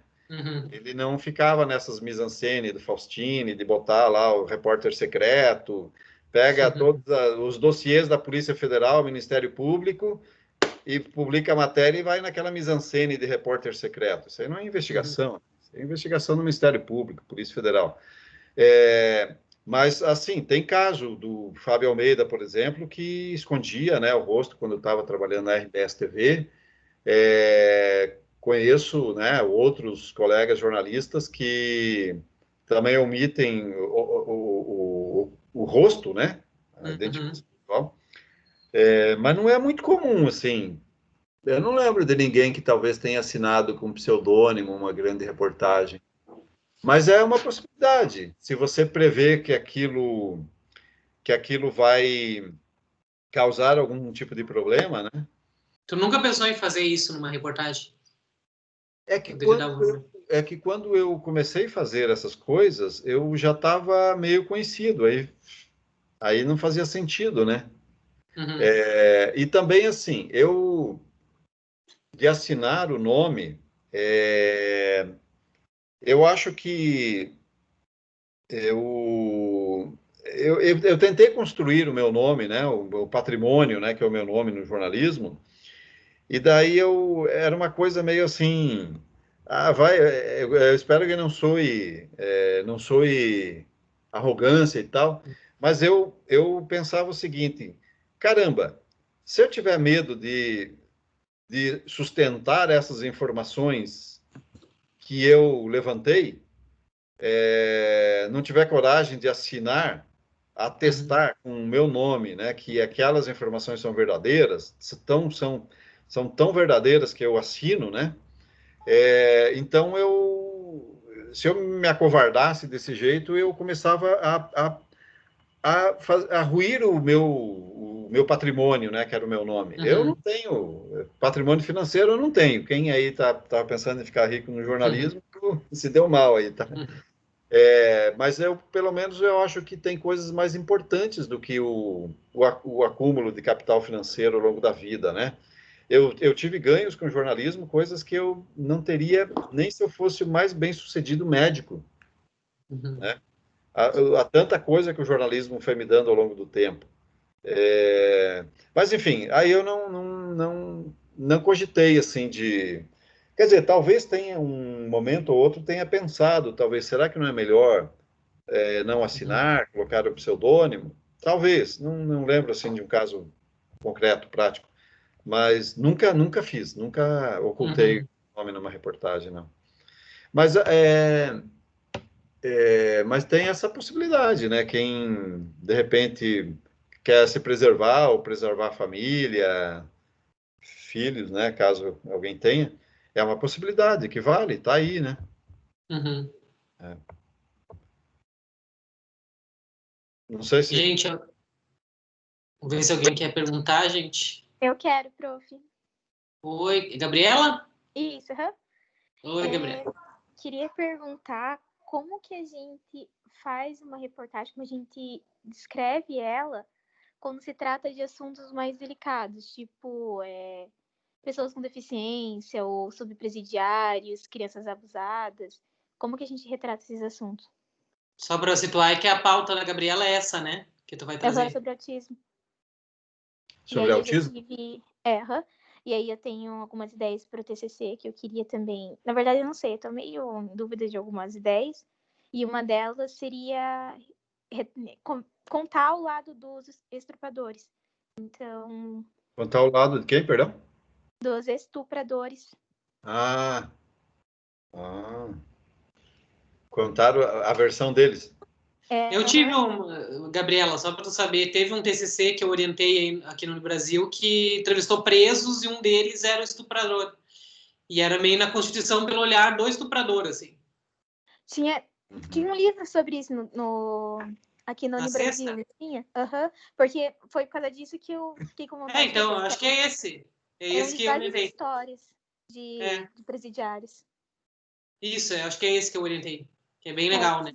bem legal. É assim, bom, são temas realmente que não são dos mais fáceis de lidar, né? Porque tem muito preconceito orbitando, né, em torno desses assuntos. Primeiro, a começar, por exemplo, é possível que muita gente diga: ah, mas poxa, vai dar voz para estuprador. O cara é um criminoso, né? Mas é importante que se faça, né, esse trabalho para entender também, né, a mente, né, o processo Uhum. todo.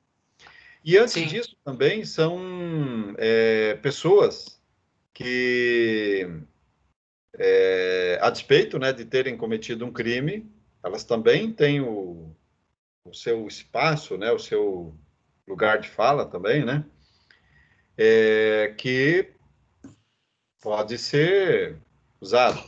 Mas, de fato, algo... Eu não sei, Maura, você orientou esse TCC? É, Virou um não livro? era, não era um estupro, não, era assim, era uma... Então, dois alunos que fizeram um livro, não sei se tu conhece a Daiane Andrade, que ela era da Band, ela e um outro colega, o Gessé. Mas, enfim, eles fizeram um livro que era sobre histórias de presos, relatos de presos. Então, eles foram na colônia penal, conseguiram lá entrar e fizeram todo um processo burocrático, né, para chegar nos presos. E a proposta do livro era construir narrativas pela ótica dos presos, contando essas histórias. Então, cada capítulo tinha um estilo, eles meio que... Era uma proposta bem ousada, assim, porque eles meio que reconstituíram a história como se eles fossem o preso falando, sabe? Então, tem um que era em terceira pessoa, tem um que era em primeira, tem um que era a primeira pessoa era o preso, no outro capítulo, a primeira pessoa era eles e as impressões deles, sabe? Ficou bem experimental, assim. Uhum. E um dos capítulos, aliás, não era um estuprador, era um pedófilo, que estava preso lá, acho que pela pornografia que ele tinha guardado em casa e tal, então era meio sob a ótica da doença, assim, sabe? Tipo, Isso, é uma uma doença. pessoa que ia se descobrindo pedófilo, sabe? E era bem É, é, forte, é, assim. é um tema polêmico, até porque tem muitos advogados que não atendem pedófilos, né? Uhum. Muitos advogados que não fazem a defesa de pedófilos. Outros fazem, né? É a opção de cada um. Porque realmente há uma série de tabus em torno disso. Então, mas é um tema que está aí. Dependendo a habilidade com que se trate o assunto, Sim, nada é proibido, se não for ilegal, sim. né? Mas a questão, você falou que estava fazendo também sobre autismo, né? Isso, aham. Então, eu não sei exatamente, não sei qual que é o gancho da tua matéria.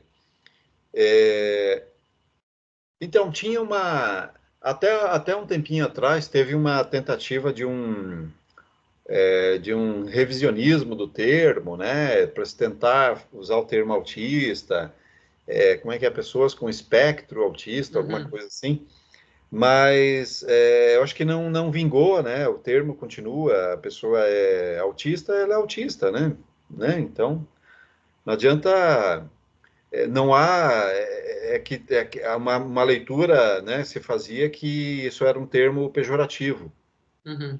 enfim, mas aí eu acho que essa ideia acabou sendo descartada, né. É, então, eu não sei qual que é é que esse tema ele já foi objeto de novela das 8 da Globo. O Cristóvão Tesla já ganhou até o prêmio Jabuti, né, com o Filho Eterno, falando do filho autista dele. O filho eterno é síndrome de Down, o filho no livro. Ah, perdão, isso, síndrome de Down, tá? Desculpa, troquei as pelotas aqui, tá? A novela também foi Uhum. sobre síndrome de Down, não foi de autismo, né? Mas teve. Mas, enfim, as coisas são correlatas, né? Autismo, assim, Uhum. o preconceito, a ideia. Eu não sei, não consigo encontrar, assim, uma dificuldade. Não sei se você está tendo uma dificuldade de tratar desse tema, né? Não sei qual que é o gancho também. É sobre aqui na quarentena, como é que as crianças estão, por não tá tendo Ah, tá. escola. Porque eu tenho um vizinho que ele é autista, ele brincava com meu irmão. Eu nunca desconfiei que ele fosse. Até que um dia a mãe dele veio me contar e tal, porque ele até que se afastou do meu irmão, daí agora ele, tipo, só fica em casa. Aí eu queria contar um pouco a história deles.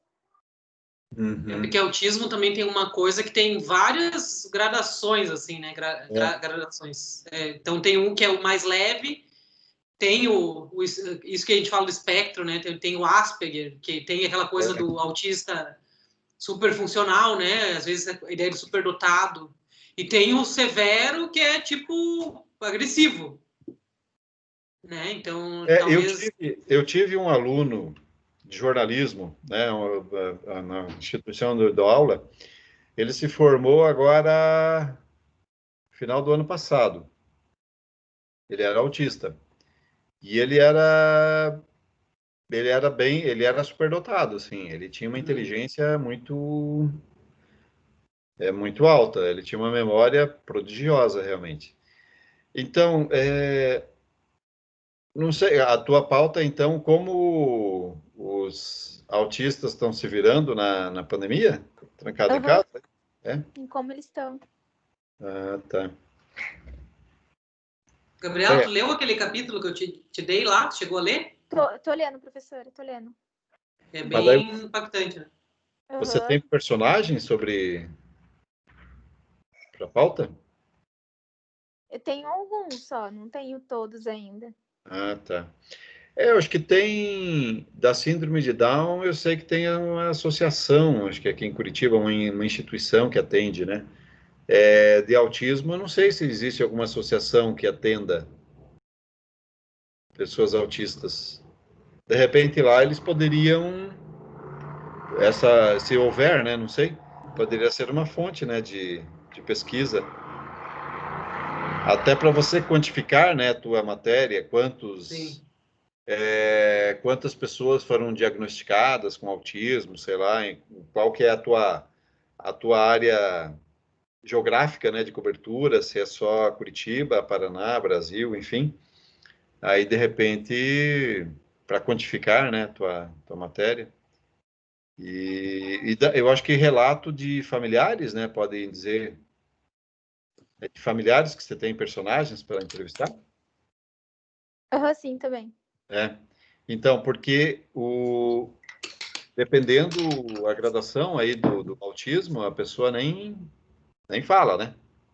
Sim. Nem vai topar dar entrevista, falar, né? Dependendo, outros até pode ser. Esse meu aluno, por exemplo, até talvez esse é o tipo que daria entrevista, né? Não tô sugerindo ele como personagem, né? Até porque eu não tenho mais contato com ele, ele mudou de estado e tal. Mas os familiares podem falar, né? Acho que ter um olhar mais, sei lá, mais contextualizado para dizer o que mudou na rotina, que dificuldades mais, se a pessoa mudou o comportamento, né, na quarentena. Pois é, eu não sei como que eu poderia te ajudar, assim, a refletir sobre essa pauta. Não, não sei. Vou ficar te devendo essa. Tudo bem. Mas é um pouco, acho que não sei se é isso, Gabriela, é um pouco a dificuldade, porque. Vou dar um exemplo, tá? Não sei se eu cheguei a conversar contigo, Gabriela. Semestre passado, nós tivemos um TCC de uma aluna que ela queria fazer sobre síndrome de Down, né?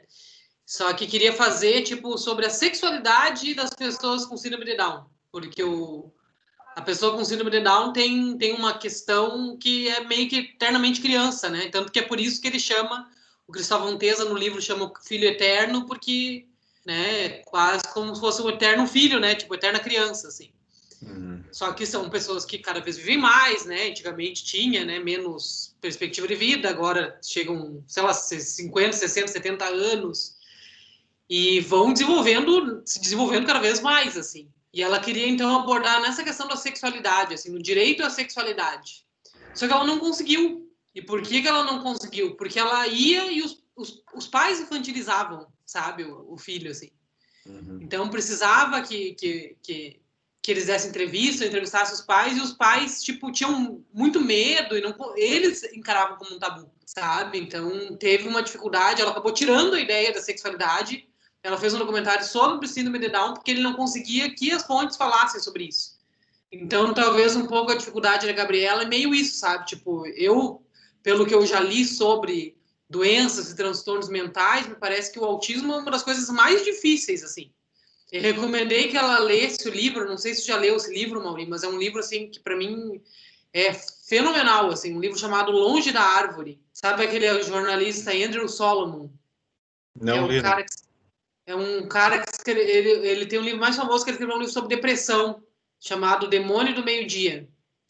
Ele é um jornalista americano, assim, fantástico, assim. Eu sou muito fã dele. E ele fez um livro chamado Longe da Árvore, que é um livro sobre... Olha que pauta legal, né? Aquilo que eu estava falando sobre um olhar, assim, que as pessoas... Né, que o jornalista tem um filtro, assim, né? Um óculos. Ele fez um livro, porque ele é gay, né? E ele passou por depressão, 1000 coisas, então... Ele pega muito da vida dele, assim, para fazer as pautas. Então, ele fez um livro chamado Longe da Árvore, que é sobre a ideia de que os pais, quando têm filho, eles sempre esperam que o filho seja parecido com ele, né? Que é aquela coisa, né? Tipo, eu pego... Como é que a gente fala? A fruta nunca cai longe da árvore, né? Tem um ditado que é assim. Então, ele meio que vai investigar histórias dos filhos que caíram longe da árvore, assim, tipo, como que é a questão de se teu filho não é aquilo que tu esperava dele, sabe? E aí ele vai botar dentro disso é um livro enorme, são umas 1000 páginas, mas ele aborda várias nuances, assim, desse fruto longe da árvore, assim, então... Vai desde o filho gay, que é o caso dele, né? Que os pais não sonhavam para ele que ele fosse gay, e ele foi. Então, como que os pais lidaram com isso? Desde as doenças mentais, então, ou a deficiência física, o filho que é surdo, o filho que é autista, o filho que é síndrome de Down, até, tipo, o filho que é superdotado, tu não espera que seja, então como tu lida, até o filho que é criminoso. Então ele vai lá e vai atrás dos filhos, dos pais que tiveram filhos que fizeram aqueles massacres nos Estados Unidos, sabe? Tipo, o pai dos 2 meninos que entraram no colégio lá naquela história de Columbine, sabe? Do massacre de Columbine. Uhum. Então, é uma coisa muito legal, assim. Eu li esse livro, é muito engraçado. Eu procurei esse livro e eu li esse livro quando estava grávida, assim. Para mim era um livro sobre maternidade, sabe? Tipo, para se preparar como que ele dá, assim, com o fato de que o filho é meio que a morte das tuas expectativas. Até fiz uma resenha lá na Escotilha, assim que eu chamei, né? Tipo, a morte das expectativas. Porque o que tu quer que o filho seja é, tipo, independente de ti, né? Sim. E se ele sai longe da árvore, como que tu lida, né? Tem uma morte, assim, querendo ou não, né? Um luto. E aí, um dos capítulos que mais me impactou dentro desse livro era o autismo. Porque o autismo, eu acredito, né, pelo que eu li, é o transtorno mental mais severo, assim, porque é tipo, às vezes tu não consegue se comunicar com o filho, sabe? Então, como que tu lida com o fato que tu vai ter que lidar a vida inteira com uma pessoa que é teu filho, é tua responsabilidade, né? Mas às vezes vai se revoltar contra ti, sabe? Tipo, tu nunca vai se comunicar contigo, né? O caso mais severo, assim, conta histórias horríveis, assim. E talvez um pouco a questão da reportagem da Gabriela, me parece, é como que tu lida com isso de uma forma jornalística honesta, né? Porque é muito duro contar isso, é muito duro para um pai falar. Tem casos no livro lá que conta do pai que simplesmente não conseguiram conviver com os filhos, eles tiveram que colocar numa instituição, né? E porque era isso, sabe? Tipo, ou isso, ou sei lá, o filho é matar os pais, assim. Tô exagerando, talvez não esteja. Né? Então tem toda uma dificuldade de lidar com isso no jornalismo, me parece, que é como que tu fazer a fonte confiar para contar a realidade para ti, sabe? Não sei, eu acho bem desafiador, assim, que ela tá fazendo ali na reportagem. E pode trazer coisas legais, assim. Uhum. De fato, eu já fiz matéria, mas nada muito... Eu fiz sobre síndrome de Down, mas a inclusão nas escolas, né? Uhum. Mas há muitos anos já fiz uma matéria para a Gazeta, ouvindo algumas entidades, né? Que atende as pessoas, e também escolas. Deu uma discussão bem interessante. É quando começou-se a discutir uma política de inclusão, todos no mesmo ambiente escolar, né? Uhum. No Brasil. Isso já tem para mais de 10 anos, eu acho. Mas é um tema realmente, tanto síndrome de Down quanto autismo, é difícil de lidar, porque muitos pais têm dificuldade de falar, né? Sim. A respeito. Isso aí, é um desafio aí, Gabriela. Eu não... Acho que eu não vou poder te ajudar aí. Mas pode ser uma coisa bem legal, Gabriela, eu acho. Eu achei bem legal a pauta. né? É. Principalmente Não, tocando nessas coisas que ninguém quer tocar, assim. não, então, sem dúvida, a pauta é boa. Eu só não sei como eu poderia te ajudar com ideias, mas assim, veja, porque o autista, ele já vive o seu mundo particular, né? Uhum. Dependendo a gradação da doença aí, uns mais, outros menos, né? Alguns interagem até um pouco, outros não.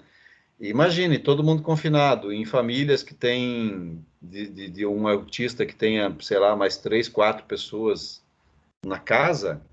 Como é que é isso, né? Ele tá toda hora com gente ali do lado? Sim. É o... Interferindo no ambiente dele, né? Exato.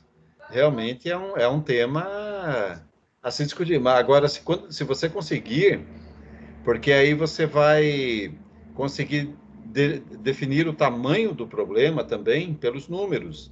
Eu calculo que deve ter aí alguma associação no Brasil que já tenha quantificado, né, quantos autistas existem no Brasil, ou no Paraná, mas enfim, aí você consegue mostrar a dimensão, né, numérica do problema, né? Porque daí dentro desse número grande que vai aparecer, tem aqueles dramas particulares, né? O Sim. problema vai ser maior para uma família do que para outra, enfim. Mas um número como ponto de partida, acho que seria legal se você conseguisse. Gabriela, só um adendo, tá? Uma coisa que eu li lá nesse livro que eu falei, né, do Longe da Árvore. Diz que o autismo é uma doença que tem um crescimento, assim, absurdo nos últimos anos, sabe? Tipo, cada vez tem mais essa questão que o Mori falou do número, tem um número, assim, exponencial, assim, que nunca, sabe? Nunca aumentou tanto, assim, tá aumentando. Daí não se... Só que o autismo é uma coisa extremamente complexa, porque não se sabe o que causa o autismo.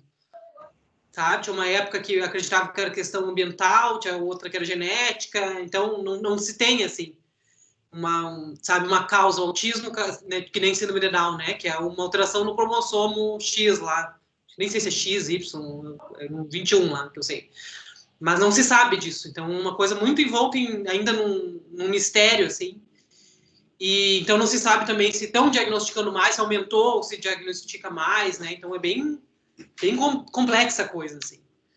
E por isso interessante, né? Também, de enfrentar. Uhum.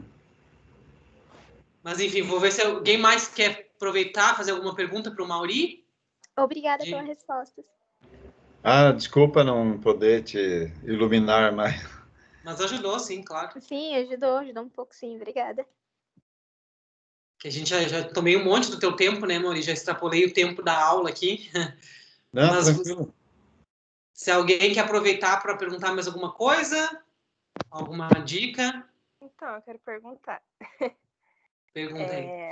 Então, a gente, como é estudante de jornalismo, a gente às vezes vai pedir entrevista com uma pessoa ou pegar fonte, às vezes a pessoa não responde. E agora, para fazer a grande reportagem, é mais difícil ainda porque precisa mais. Como a gente consegue pegar a atenção dessas pessoas e dar a importância da matéria, sabe? Porque eu sinto que a pessoa vê como a gente é estudante, não é importante, aquilo não vai ajudar positivamente para ele. Como que a gente pode fazer para a pessoa se interessar, sabe, na pauta e na matéria em si? Então, eu vou dizer para você o que eu costumo dizer para os meus alunos. Não se apresentem como estudantes. Vocês são jornalistas. Vocês precisam botar isso na cabeça. Vocês são jornalistas em formação, mas vocês são jornalistas. Vocês ainda não têm o diploma. Mas quando vocês entraram no curso de jornalismo, vocês passaram a ser jornalistas. Ainda que em formação, mas são. Então, e aí, assim, eu não sei, tem o jornal Laboratório aí, ou Tem. site, então, como é que chama mesmo? Capital da Notícia. Então, pronto.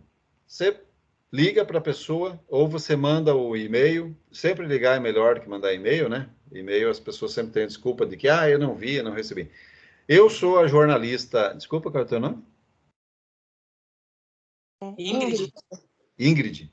Então, eu sou a Ingrid, eu sou jornalista, do site ou do jornal Capital da Notícia e estou produzindo uma reportagem, fala reportagem, né, que dá mais peso do que matéria, do que notícia, uma reportagem sobre tal e tal assunto e gostaria da sua opinião. Muda o status da coisa, né? Quando estudante é uma palavra-chave para as pessoas, né? Porque assim, quando as pessoas dão uma entrevista, por que as pessoas dão entrevista, por exemplo, para o Jornal Nacional ou para um repórter que tem a canopla lá com a logo da Globo do que, por exemplo, da Band ou do SBT? Tem gente que faz isso, tem essas preferências, porque acha que tem mais a ganhar com aquele determinado veículo do que outro. Então, assim, é a mesma coisa. Se você fala, sou estudante, você é jornalista. Ingrid, bota em sua cabeça. Você é jornalista, você está em formação, mas você é jornalista. E aí, eu acho que o que eu posso te sugerir é isso. Não sei, não saberia te dizer. E uma coisa também que funciona, sabe uma coisa que funciona, que ajuda a convencer? Eu usei muito dessa estratégia ao longo da vida. Se você tem lá, tem 3 pessoas para entrevistar, né? Você diz, é meio que um truque, né? Você está meio que, talvez, eu não vou dizer que é uma trapaça, mas faz parte do jogo. Por exemplo, você tem 3 fontes ali que você está entrevistando. Você liga para a primeira pessoa e você fala, eu também estou conversando com o fulano e o ciclano. Opa, é outra coisa, entendeu? Está na tua lista, você não falou ainda, mas você vai falar, entendeu? Ainda que você esteja falando dentro de um planejamento apenas, porque assim, eu já consegui abrir portas de delegacia, por exemplo, o delegado indo com a chave lá dentro abrir a porta para mim, para o fotógrafo Bari Rosa. Aliás, não foi ali, foi em Foz do Iguaçu com um delegado da Polícia Federal. Tá falando, mas lá a gente está falando lá com o delegado lá da fulano, lá de Guaíra. Eu não tinha falado com o delegado de Guaíra ainda. Mas quando eu falei, nós estamos falando com ela também, esse aqui sentiu mais confiança, entendeu? Daí o cara já, mudou, né? A coisa. Então, acho que é uma estratégia. Se daí e joga o nome aí das outras pessoas que pode ajudar bastante. É uma estratégia que vale. Não é uma trapaça, mas você tá é uma malandragem, quase. É uma malandragem ali que não vai fazer mal para ninguém. É um argumento de convencimento, né? Sim. Não sei se ajudei, mas ajudou. É o que eu posso fazer, né? Se apresentar como jornalista, que de fato você é. Informação, mas é. O nome do veículo é importante. Assim, eu sou do site ou do jornal Capital da Notícia, se você quiser falar instituição, também dá um peso, né? Instituição pode ser, dá um peso. E é isso. Obrigada. Gente, vamos ir para os finalmente. Aqui alguém tem uma última pergunta que quer aproveitar aí para fazer? Aproveite a oportunidade. Senão nós encerramos, que é uma aula particular que vocês estão tendo, ó.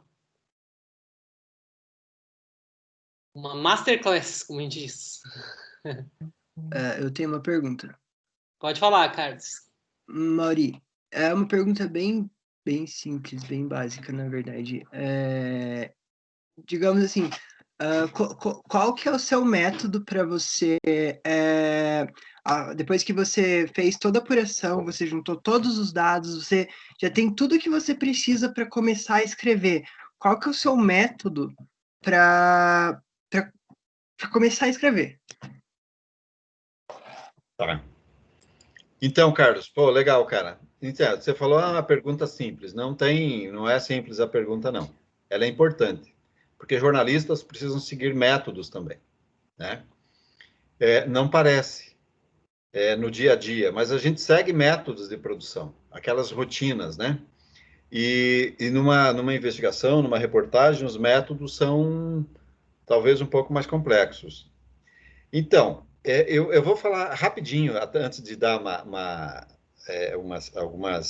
entrar propriamente na questão.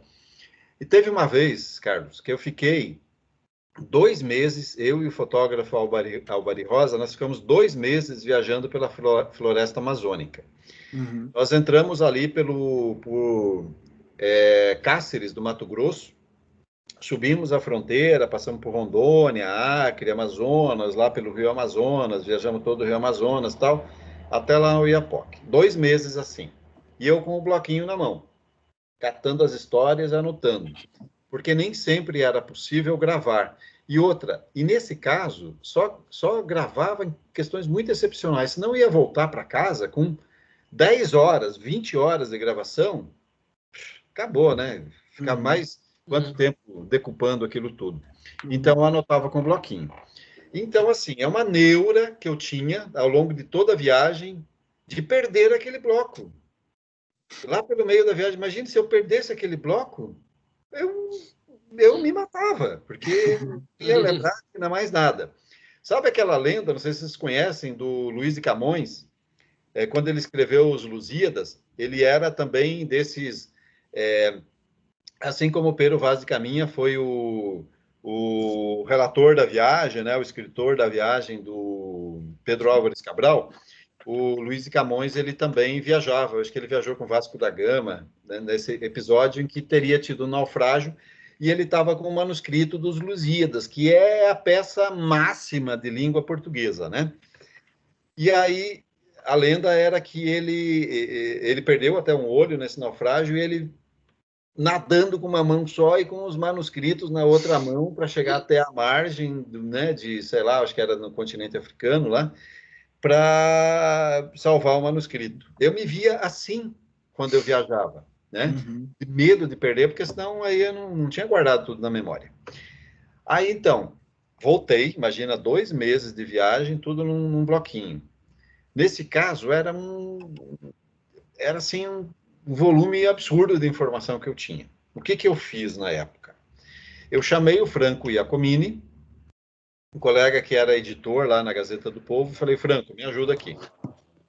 Dá uma lida nas minhas anotações, no que você entender, eu posso te falar, e me ajuda a hierarquizar as informações. Eu fiz aqui, eu revi todas as minhas anotações e eu hierarquizei. Achei, isso aqui é mais relevante do que aquilo. Então, isso pode abrir uma página, né, do jornal, isso aqui e tal. E ele me ajudou a fazer isso. Ele falou, Mauri, disso tudo que você me falou, que eu li, eu acho que o teu gancho é isso aqui, cara. Né? Claro, eu já tinha uma noção com tudo isso que eu voltei, né, de informações. Mas, quando você tem as anotações todas, um método, né, é você colocar o conjunto de informações que você tem. Eu fiz assim muitas vezes, palavras-chave na lateral. Palavra-chave.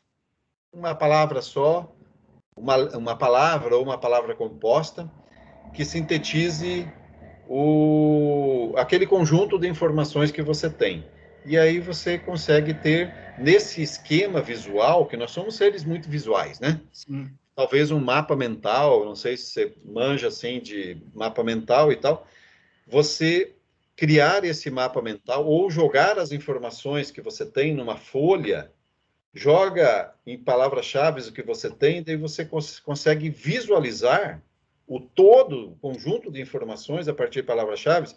Isso aqui é mais importante do que aquilo. Daí você começa a colocar numeração naquelas palavras-chave. 1, que é a mais importante. Depois, qual que é a segunda? Esse, o 2. E aí você consegue hierarquizar quando você tem um volume grande de informações. Claro, você tem que ter muita informação para fazer esse mapa mental, senão não faz sentido, né? Se você tiver poucas informações. Então, acho que esse é um método para você organizar as ideias e tentar identificar o que é de mais importante disso tudo que você coletou de informações. E aí você vai ver. Se você tem lá 10 conjuntos de informações, tudo hierarquizado, número 1, 2, 3, 4, 5, 6 até 10, aí você vai ver qual o espaço que você tem, como que você quer trabalhar, se não sei se for no impresso, 2 páginas, tem 2 abre de página, não sei. Aí tem que ver a estrutura que você vai... para qual meio, né? Você está escrevendo, se também se é para rádio, se é para TV, enfim. Mas eu acho que é um esquema, quando você tem muita informação. Eu fiz bastante disso. Palavras-chave, e aí quando eu tenho essa visão do todo, essa visão, né, com as palavras-chave, eu consigo identificar aquela palavra, sei lá, enfim, não me ocorre nenhum exemplo hipotético agora, mas daí você consegue fazer isso. E daí, a escrita é um processo, eu acho, embora ela siga padrões, né, mas é um processo muito particular, né, cada um. Eu tenho uma dificuldade grande, assim, de escrever, né? Não me é muito fácil.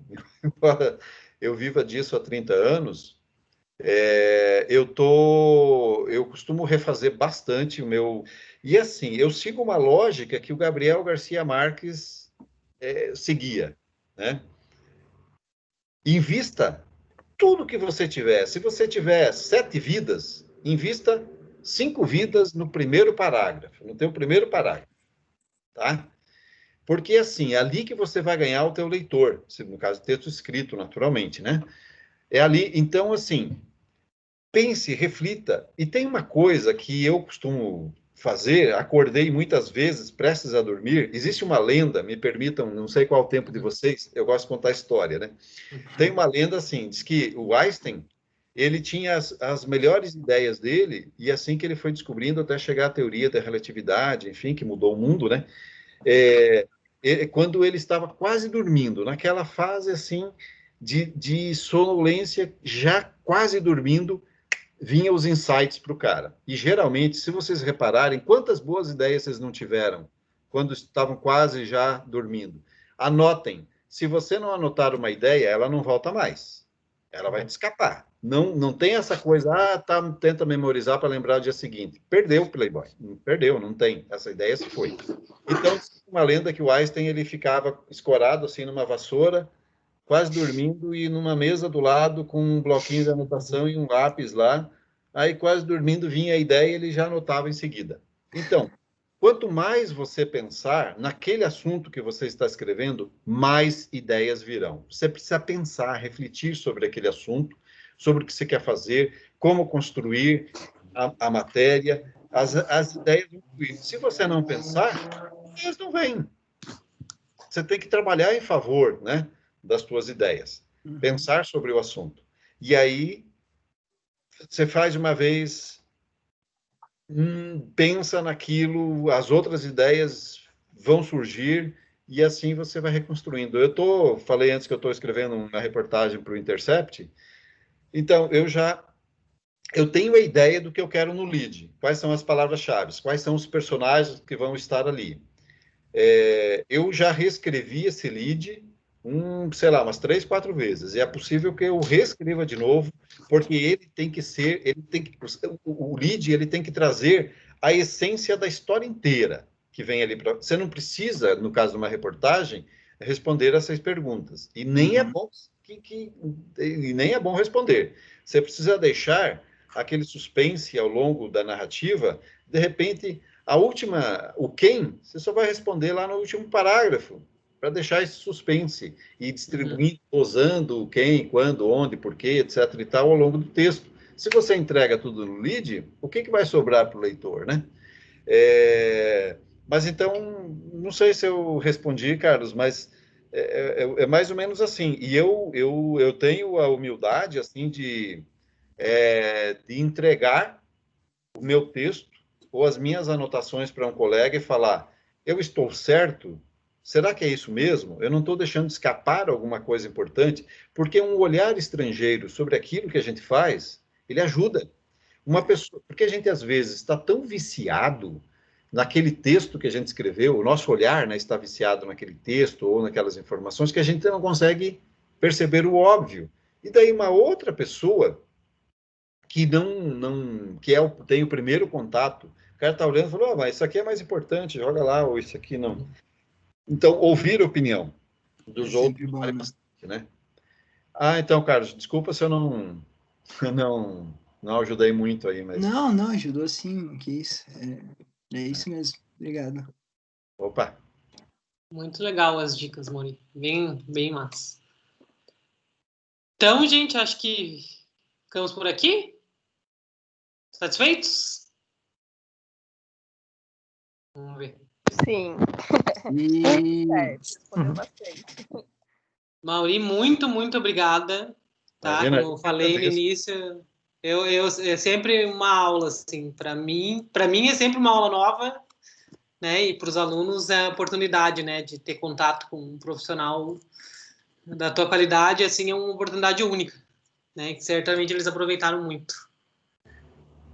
Bom, eu que agradeço, né, de novo, Maura, pelo convite aí.